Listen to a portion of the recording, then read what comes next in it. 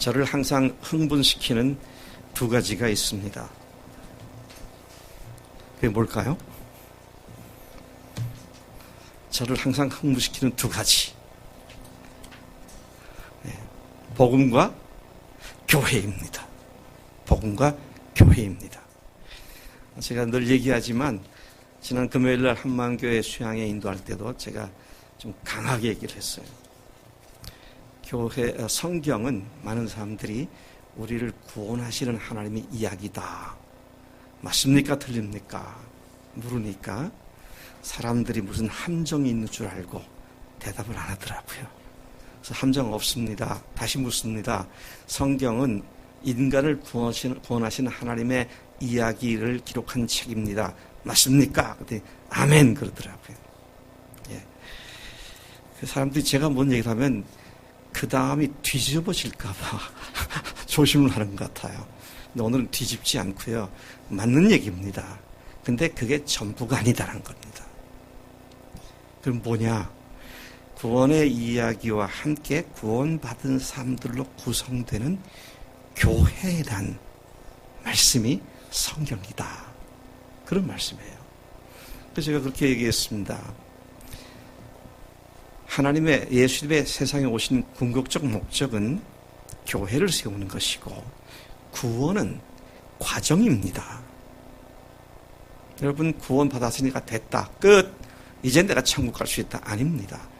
이제 하나님의 근본적인 궁극적 목적에 동참할 수 있는 자가 되었고 그래서 이제는 하나님의 교회를 섬기고 세워서 주님의 몸으로서 주님이 그 안에 계시는 교회다운 교회를 이루는 일에 우리를 부르신 줄로 믿습니다. 이 사실에 대해서 저는 이렇게 말을 표현해 봤습니다. 창세 전부터 하나님께서 그 마음속에 품으셨고 계획하셨던 하나님의 최고의 독보적 역작품이 교회다. 독보적이다라는 말은 다른 어떤 것이 비교 대상이 없다는 말씀이죠. 교회만큼 중요하고 결정적인 것은 세상에 아무것도 없다. 그런 말씀입니다. 교회가 이렇게 하나님의 품 속에 있었던 하나님의 신비이고 비밀스러운 계획이었다는 사실을 바울이 여러 곳에서 분명하게 말하고 있습니다. 예를 들면 에베소서 3장 9절부터 11절까지를 제가 조금 이렇게 전문을 다 인용하지 않고 간략하게 정리해서 말하면 영혼부터 만물을 창조하신 하나님 속에 감추었던 비밀의 경륜을 교회를 통하여 하늘에 있는 존재들에게 알게 하는 것이었다. 그리고 이것은 우리 주 그리스도 예수 안에서 영원부터 예정하신 하나님의 뜻이었다. 11절에 계속 바울이 말합니다. 이렇게 말하고 에베소서 1장 4절 5절에서 이 말하기에 앞서 첫 서두에서 창세 전에 그리스도 안에서 교회를 택하셨으며 그 기쁘신 뜻대로 교회를 예정하셨다. 그렇게 말씀을 하고 있습니다. 그렇기 때문에 세상에 그 어떤 것도 창세 전부터 하나님께서 계획하고 예정한 것은 없었는데 교회에 대해서는 유독 강력하게 그 기원이 창세 전으로 거슬러 올라가는 것이다. 그렇게 말씀을 하고 있습니다. 하나님은 그분의 그 놀라운 계획과 계획인 교회를 세우시고 또 교회를 완성시키는 일을 위해서 성자 하나님이신 아들 예수님을 세상에 보내셨습니다. 그리고 성자 하나님이신 아들 예수님께서는 그 아버지의 뜻과 계획을 알고 순종함으로 말미암아 완전한 인간으로 이 세상에 오셨습니다. 또 예수님께 주어진 이 세상에서의 생은 그분 너무 잘 알고 계셨어요. 33년 밖에 없다는 것을 예수님은 잘 알고 계셨습니다. 어떻게 열심히 살다 보니 중간에 재수가 나쁘고 운이 나빠서 33년 죽은 게 아니고요. 처음 오셨을 때부터 당신이 33년을 세상에서 사실 것을 알고 계셨습니다.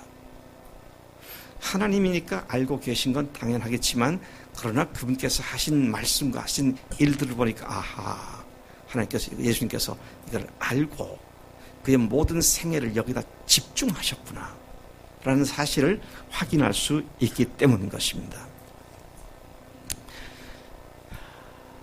여러분, 예수님께서 집중하신 것이 뭐였습니까?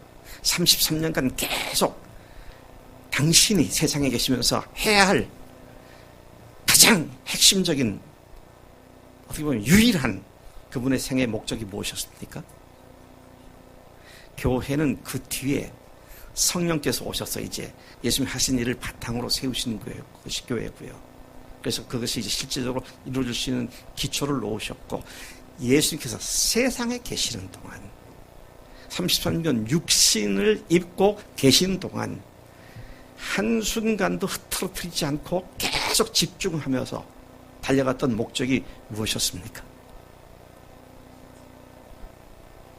죽으시는 것이었습니다. 죽으시는 것이었어요. 참 이상한 삶입니다. 세상에 누가 죽기 위해 사는 사람은 없잖아요. 또 주님께서 죽은 날을 향해서 가져가시더라고요. 근데 마귀는 어땠습니까?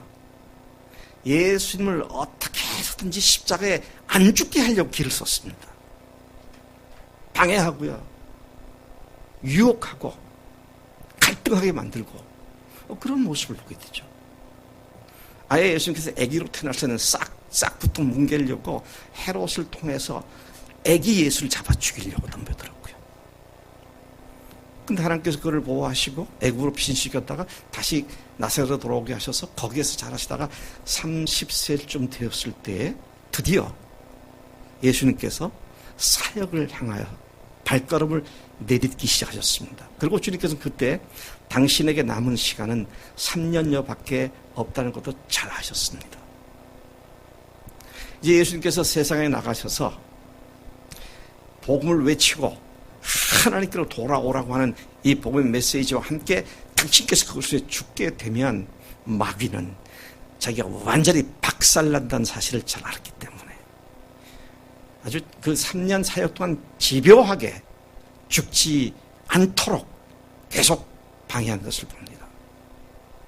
처음에는 아기 때는 죽이려고 그랬지만 이제 그분이 사역을 시작했을 때에는 마귀란 놈이 처음 사역 시작하기 바로 직전에 예수님의 자기 정체성을 뒤흔들어 버립니다. 여러분, 예수님께서 40일간 광야에서 시험을 받으셨잖아요. 시험하는 자 마귀에게 시험을 받으셨어요. 그리고 40일간 굶주리신 후에 광야에서 내려오시는 그 과정에 돌을 보고 내가 이 배고픈 이 시점에 저걸 떡으로 만들어 먹을 수 않겠는가, 빵으로 만들어 먹을 수 않겠는가, 그런 생각을 집어넣을 때에 마귀란 놈이 예수님을 뭐라고 불렀습니까? 예수님을 부릅니다. 뭐라고 불렀어요?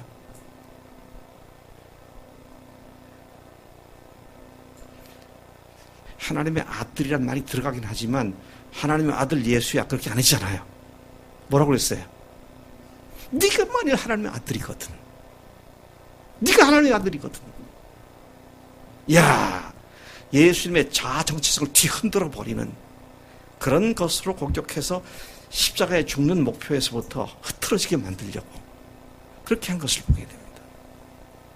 또 예수님께서 한참 사역을 하시다가 베드로의 신앙을 고백을 듣고 난 뒤에 내가 예루살렘에 올라가서 장로들과 대제사장들에게 고난을 당하고 제3일에 다시 살아날 것이다. 그러니까 그의 사랑하는 최측근 베드로가 말리잖아요. 주님 절대로 그럴 수 없습니다. 야, 유혹은요 가까운 사람들도 오더라고요. 네? 주님께로 향한 사명과 자기 정체성에 걸맞는 삶을 가장 가까운 데서 흔들어 버립니다. 참 묘한 아이러니인데요. 죽음을 예고했었을 때 베드로가 탁 나서가지고 이렇게 딱 그런 말씀하지 마세요. 절대로 그들이 있을 수가 없습니다. 그러면 인간적으로 생각하면 와, 베드로가 참 믿음직하고 듬직할 거 아니겠어요. 제가 예수님이었으면 그때 요한이나 야고보나 안드레나 다른 제자들하고 너희들 뭐 하는 거야? 지금 베드로라는 걸 봤지? 적어도 이렇게 나와야지. 그랬을 것 같아요. 근데 뭐 베드로를 향해서 사탄아 물러가라. 오, 충정 어린 마음으로 얘기한 그걸 갖다 사탄이라고 주님께서 그렇게 말씀하신 거죠. 왜 사탄입니까? 네? 너는 나를 넘어지게 하는 자다. 예수님은 십자가를 향해서 계속 가고 계시는데 인간적인 정과 사랑과 의리를 가지고 그걸 넘어지게 만들려는 그런 일들을 주님께서는 단호하게 거부하신 그런 모습을 보게 됩니다. 야, 마지막 순간까지 마귀는 그렇게 합니다. 마가의 다락방에서 6월절 식사를 다 마친 후에 겟세마네 동산에 가셨죠. 그래서 땀방울이 핏방울이 되기까지 피방울처럼 땅에 뚝뚝 떨어지도록 간절한 마음을 하나님께서 기도하셨습니다. 주님께서 뭐라고 기도하셨어요? 할 수만 있으면 이 잔을 내게서 지나가게 하옵소서. 이걸 좀 피하게 해주세요. 아까 그랬잖아요. 완전한 인간으로 오셨다고. 인간이 당할 고통과 죽음에 대해서 두려울 마음이 있고 피하고 싶은 마음이 있잖아요. 그걸 교묘히 사탄이 이용해가지고 마지막 순간까지도 예수님께 그렇게 싸움을 걸게 만들어서 그 싸움에서 피땀 흘려 주님께서 승리하신 그 사건들을 우리가 잘 알고 있잖아요. 그러니까 탄생부터 이제 십자가로 가시는 직행하는 바로 직전까지 이 마귀라는 놈이 끊임없이 죽으시려는 그분의 집중된 삶의 목적을 방해하려고 그렇게 집요하게 달라붙었던 것을 우리가 보게 됩니다. 여러분, 이날 밤이 예수님께서 우리가 읽었던 본문 말씀이 지상사역의 마지막 날 밤이었습니다. 제자들과 함께 있을 마지막 시간이었습니다. 그토록 지난 33년간 집중해서 달려온 목적대로 십자가에서 죽임을 당하게 될 시간을 불과 열 몇 시간 앞에 둔 긴박한 시간이었습니다. 그때가 그 6월절 만찬이 일몰부터 시작되니까요. 오후 6, 7시쯤 된다고 하면 4시간, 5시간 동안 이 식사를 했으니까 지금도 유대인들은 이 6월절 만찬을 그렇게 합니다. 애기든 어른이든 똑같이 앉아서 그렇게 예배를 드려 만찬 예배를 드립니다. 그런데 끝날 때가 아마 11시? 12시? 그러고는 감람산으로 가셔서 겟세마네 동산에서 기도를 하기 시작하시죠. 이 말씀하셨을 때는 그 다음날 아침 9시에 십자가에 달리셨으니까 12시부터 9시니까 9시간이고요. 그 다음에 예수님께서 산으로 가신 것이 11시, 12시니까 9시간 내지 10시간 또는 돌아가시기까지는 더 6시간을 더 보태면 16시간 그 시점을 바로 코앞에 두고 이 말씀을 하셨고 이 행위를 하신 말씀입니다. 따라서 다른 어떤 말씀보다도 굉장히 중요한 의미를 갖고 있는 그런 말씀이라고 이야기를 할 수 있습니다. 주님께서는 놀랍게도 그분의 사역의 마지막 초점을 맞춘 것이 바로 6월절 만찬이었습니다. 아니, 밥 먹는 게 뭐 그렇게 중요하냐? 밥 먹는다가 초점 맞춘 사람이 세상에 어디 있느냐? 그렇게 말할지 모르지만 6월절 만찬은 그냥 하루 세 끼 중에 한 끼 먹는 그런 게 아니잖아요. 6월절은 유대인 3대 명절 중에 하나 아닙니까? 3대 명절 중에서도 가장 으뜸가는 그런 명절입니다. 근데 아시다시피 6월절은 뭘 기념하는 거죠? 출애굽 사건을 기념하는 겁니다.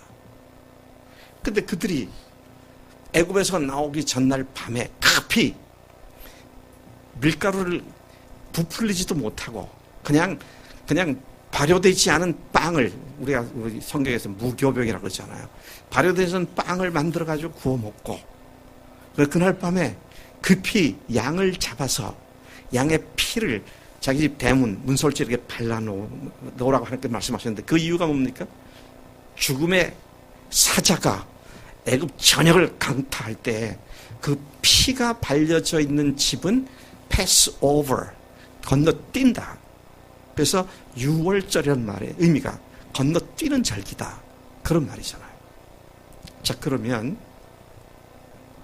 유월절 양의 피가 이제 여러분들은 예수님 시대로부터 2000년 지난 시점에 와 계시니까 유월절의 피가 뭐다? 예수님 피다 다 아시잖아요.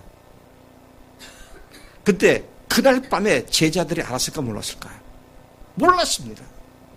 그들은 단순히 그때로부터 1400~1500년 전부터 계속 1400년 내려왔던 그들의 명절의 행습 정도 알았지, 그게 예수님의 피를 얘기하는 것이다, 예수님의 살을 얘기하는 것은 전혀 알지 못했었습니다.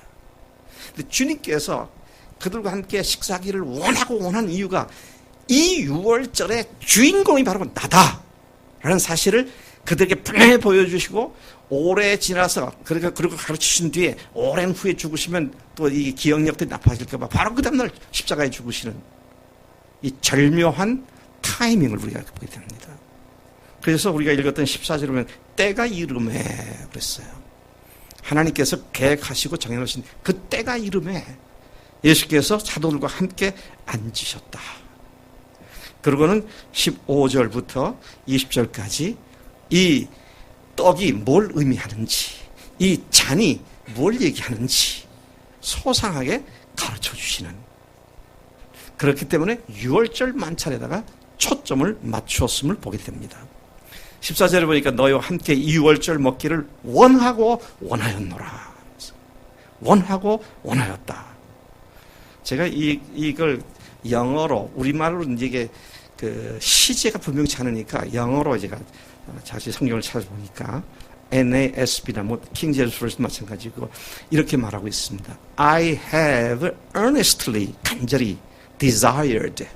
그러니까 동사를 보면 I have desired 그랬어요. 우리 오늘 우리 교회 난예배 처음 온 현수가 영어를 잘 할 것 같아요. 왜냐면 벨 학교 출신이거든요. 외국에 나가서 몇 번 공부도 하고. 우리 현수에게 물어봐야겠네. 영어에 과거 시제가 뭐가 있죠?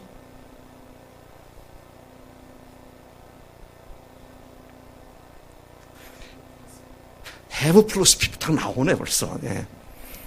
have 플러스 pp가 있고 또 had 플러스 pp도 있고, 그리고 단순 과거도 있고, 그 desired, 근데 과거는 내가 원했다. 그러면 원했다는 말은 과거 어느 시점에 원했던 일이 있다 그 말입니다. 과거 완료는 과거 시점 언젠가 쭉 오다가 그때 그것이 이루어졌다 그렇게 얘기할 때고요. 현재 완료, 여기 지금 have desired 그러죠. 현재 완료는 무슨 뜻입니까? 과거 어느 시점부터 원하는데 여기까지 원해왔다는 것입니다. 그때부터 계속 원해왔다는 것입니다. 와, 언제부터 원하셨을까요? 이 식사 같이 하시기를 언제부터 원하셨을까요? 창세전까지는 제가 잘 모르겠어요. 적어도 육신으로 오셔가지고 철 드셨을 때부터, 이성이 개발돼가지고 생각하고 할 수 있을 때부터 이 말씀을 이렇게 원해왔구나, 그런 생각을 생각해 보게 되는 겁니다. 그러니까 아까 제가 말씀드린 대로 유월절 만찬이 그분의 사역에 초점이 집중되었다, 그렇게 말씀을 드릴 수 있는 것입니다. 여러분, 이 저녁 식사는요, 아까 말씀드린 것처럼 그냥 보통 식사가 아니고 1년에 한 번 유월절의 하이라이트에 해당하는 식사입니다. 우리나라에도 명절 때 보면 특별한 음식을 먹죠. 동짓날 뭘 먹어요? 팥죽을 먹습니다. 정월 대보름에는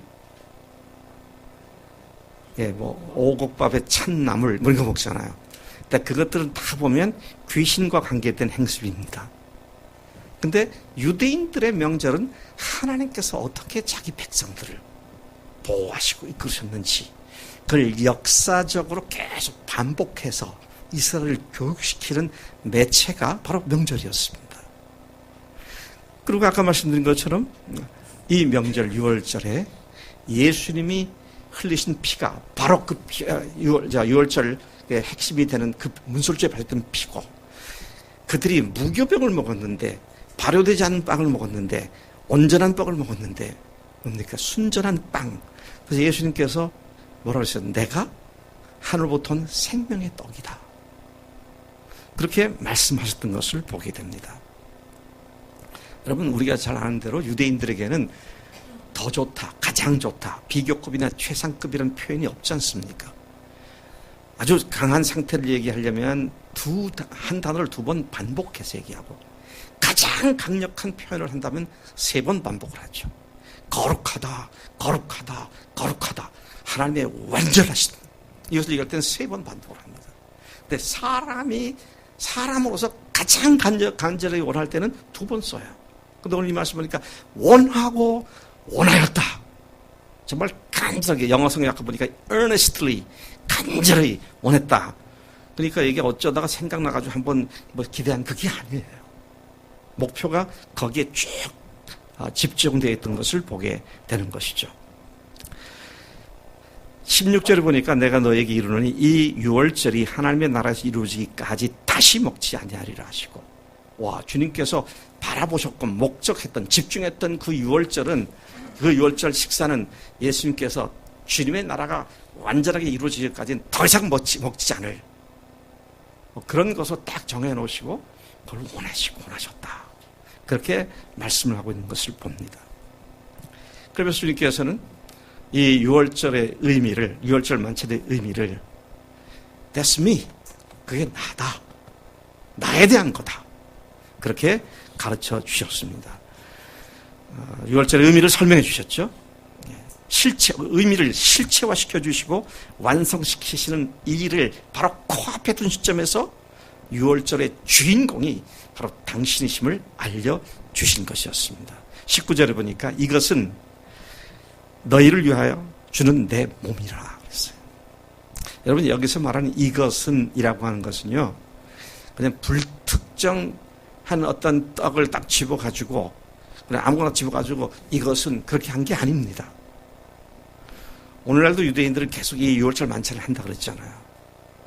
근데 그 예배를, 그 의식을 집례하는 것이 가장인데, 가장 책상 앞에는 3중의 주머니가, 3중으로 된 주머니가 있어요. 근데 맨 위에다가 완전한 떡 한 덩어리를 집어넣습니다. 그 2번째 켜에다가는 완전한 떡을 반을 분질러서 반 덩어리만 집어넣습니다. 그리고 반 조각은, 남아있는 반 조각은 하얀 세맙, 손수건이나 냅킨에 싸가지고 집어넣어서 감춰둡니다. 그리고 맨 밑에 온전한 떡을 하나 또 집어넣습니다.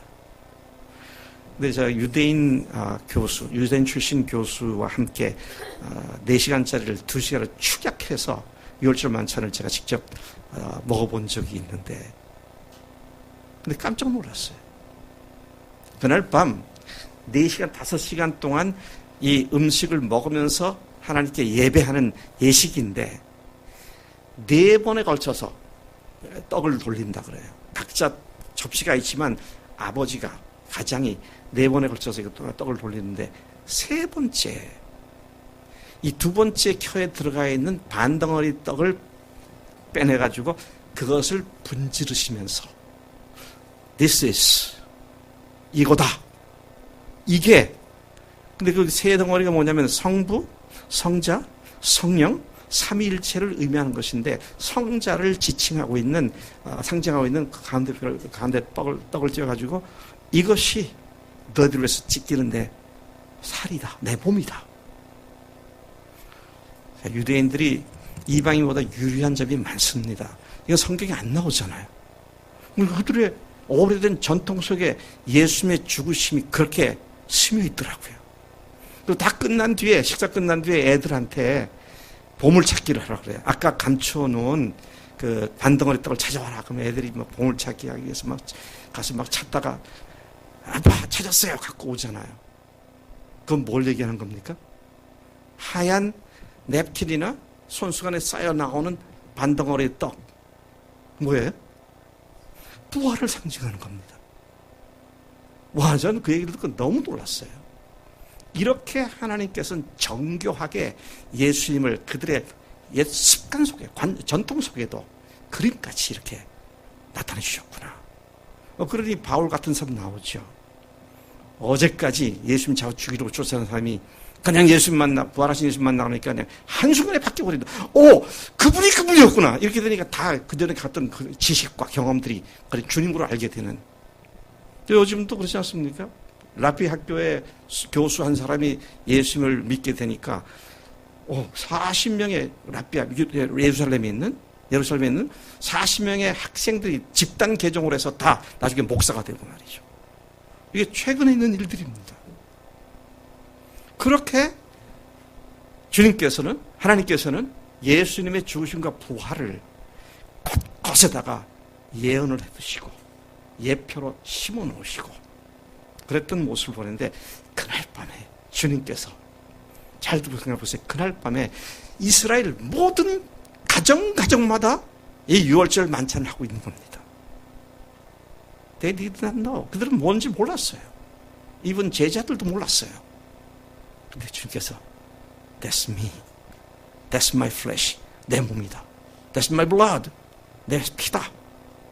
그러시면서 그 유월절의 진정한 의미가 당신이란 사실을 말씀하시고 그 다음날 몸을 찢기시고 십자가에서 피 흘리시는.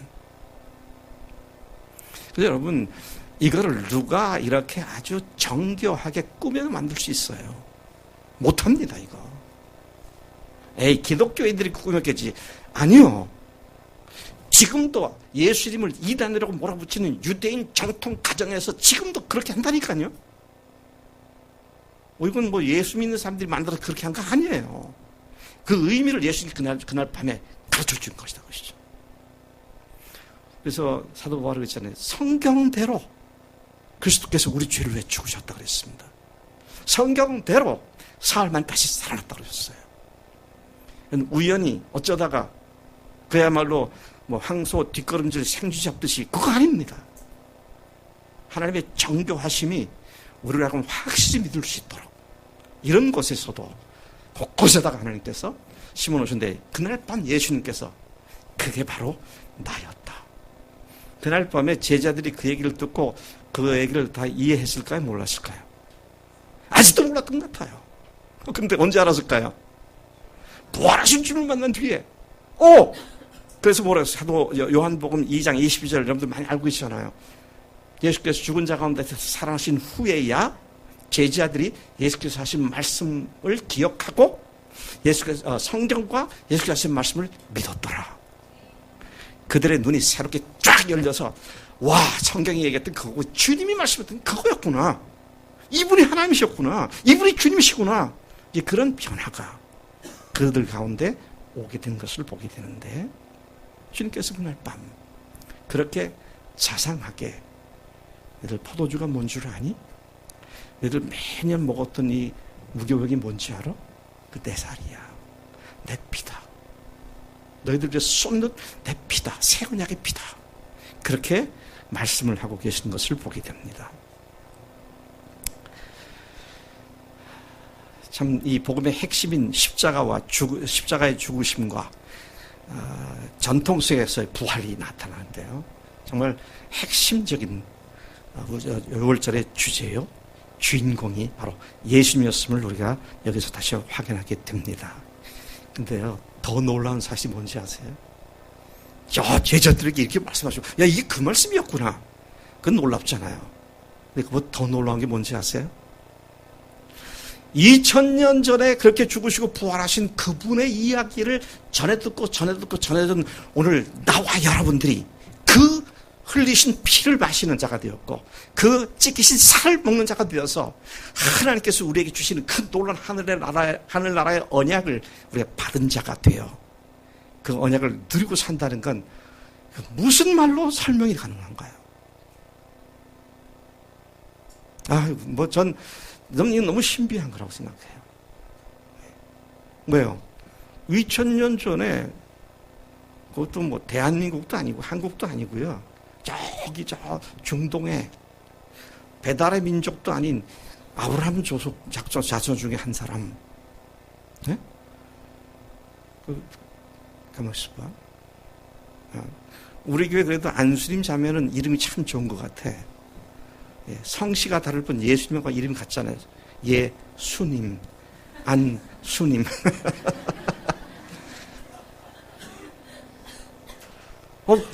성씨라도 같으면, 이름을 같으면 좀 이렇게, 좀 공통 분모를 찾아가지고, 좀 비교될 언덕이라도 찾을 수 있는데, 그분이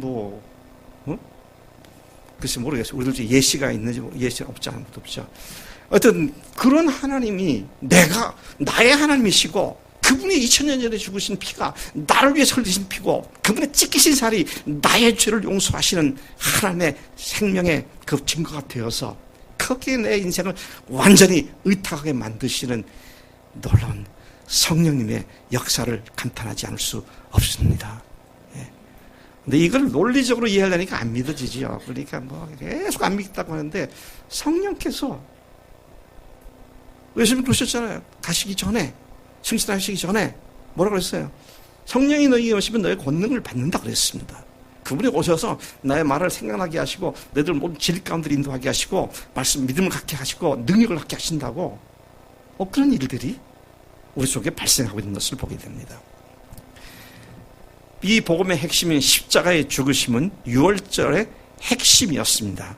그런데 더 놀라운 사실은 바로 그것이 오늘 우리 것이 되었다고 하는, 내 것이 되었다고 하는 그 사실이 아닐 수가 없다는 것입니다. 그런데 오늘 말씀이에요. 예수님께서는 당신의 죽으심과 부활을 통해서 하늘 공동체가 만들어질 것을 여기서는 강력하게 암시하고 있음을 보게 됩니다. 뭐라고 했습니까? 17절에 이것을 갖다가 너희끼리 나누라 그랬습니다.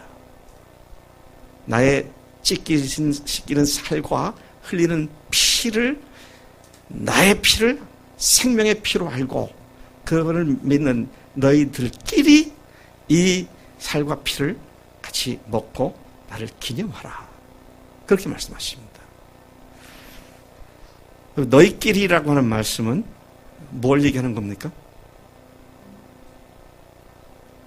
여기서 너희가 뭐예요? 교회입니다. 교회입니다. 교회가 이것을 계속 기념하라고 했어요.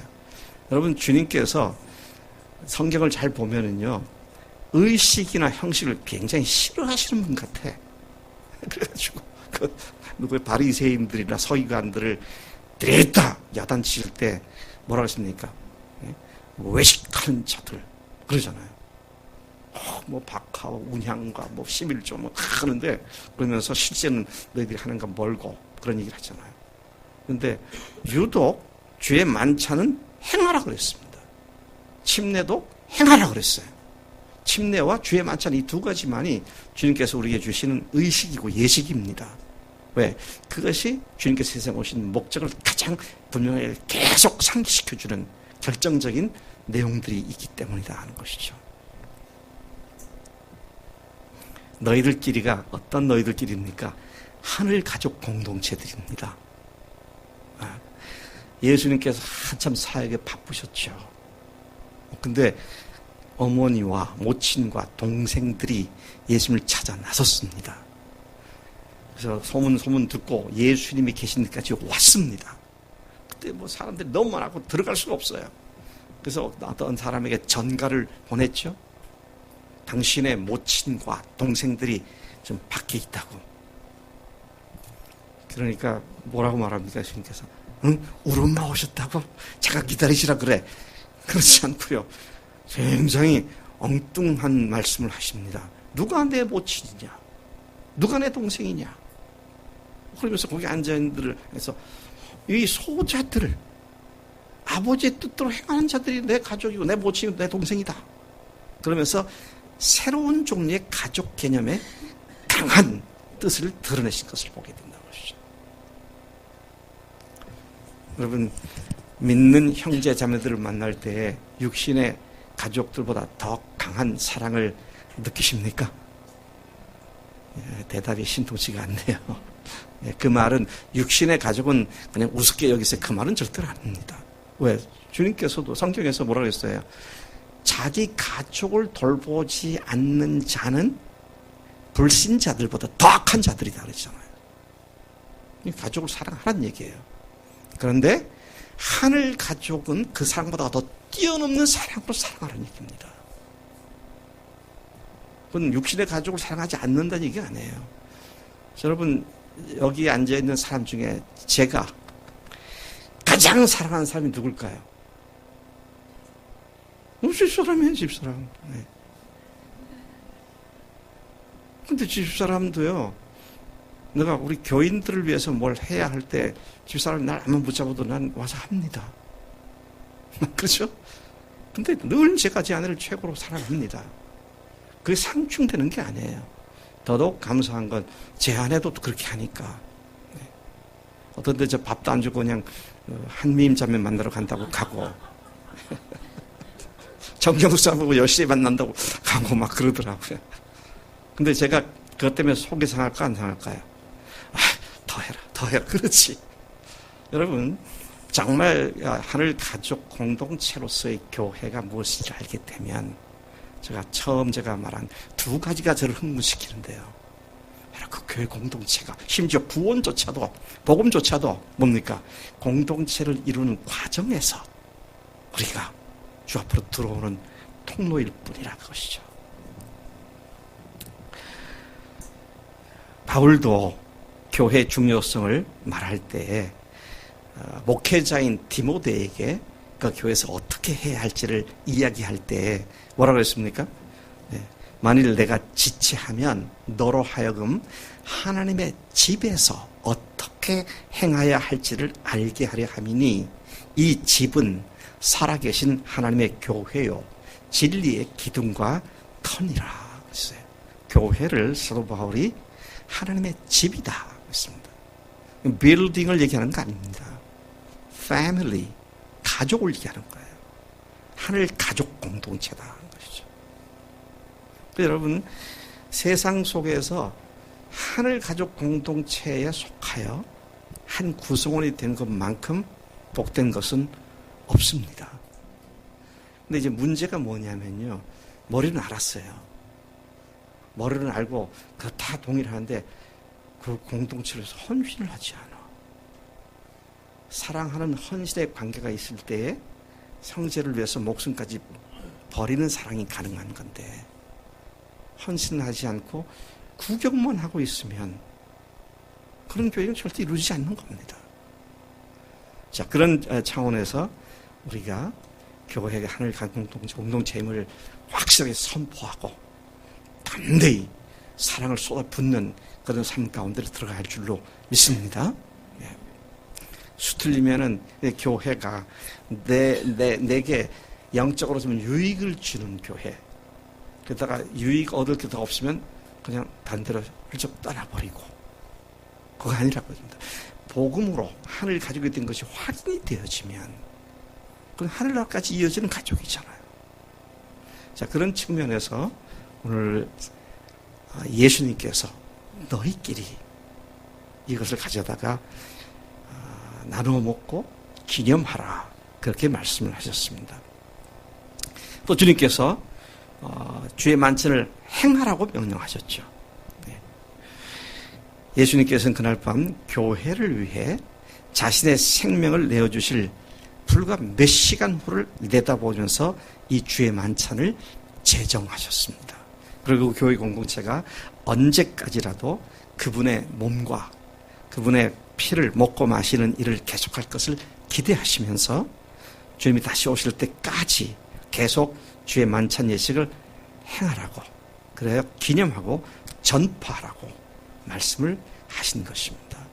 여러분, 참 그 주의 만찬을 우리가 잘 할 때에 그 자체가 우리가 하늘 가족 공동체임이 더 분명해지기 때문에 그 목숨 걸고 사랑하는 데까지 다 이게 성숙해 나갈 때 안 믿는 사람들이 와, 어떻게 저렇게 살지? 어떻게 저런 관계가 가능해? 그러면서 주님께로 돌아오는 그런 놀라운 통로가 되게 하실 줄로 믿습니다. 바울은 고린도 교회에 편지하는 그 편지에서 주님의 말씀을 다음과 같이 가르쳤습니다.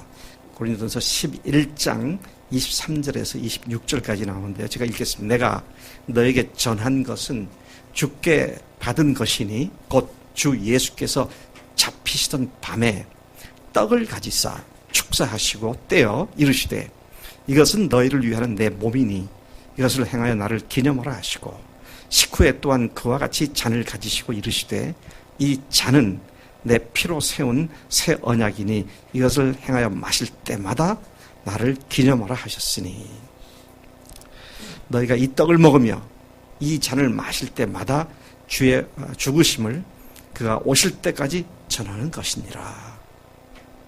여러분 참 이 고린도전서 11장을 읽으면서 굉장히 놀랍니다. 왜 놀라냐면 바울은 그날 밤에 거기 없었잖아요.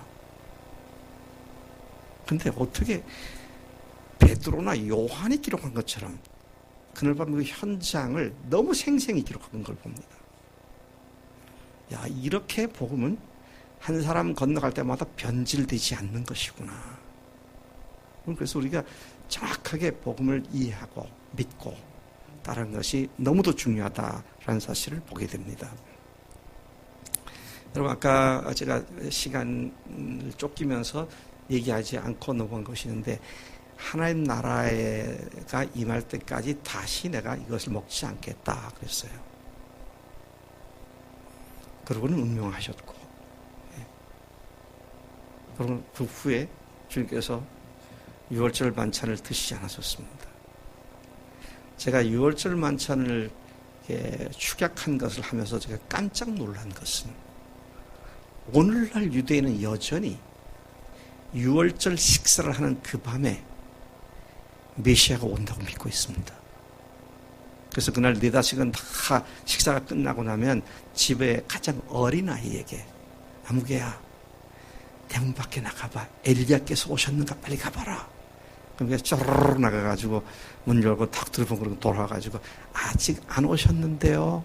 그러면 그 아버지 가장과 온 가족들이 함께 합창을 합니다. 뭐라고요? 내년에는 예루살렘에서 Next year in Jerusalem. 내년에서 못 주자는 거예요. 오실 메시아와 함께 마지막 유월절 만찬을 먹게 되기를. 그렇게 합장하고 끝나는 거예요.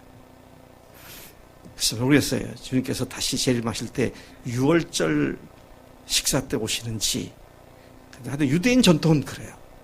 근데 분명한 건 주님과 함께 우리가 마지막 그분을 만났을 때 영원한 완성을 알리는 주님과 함께하는 유월절 만찬을 우리도 그 자리에 동참하게 될 줄로 믿습니다.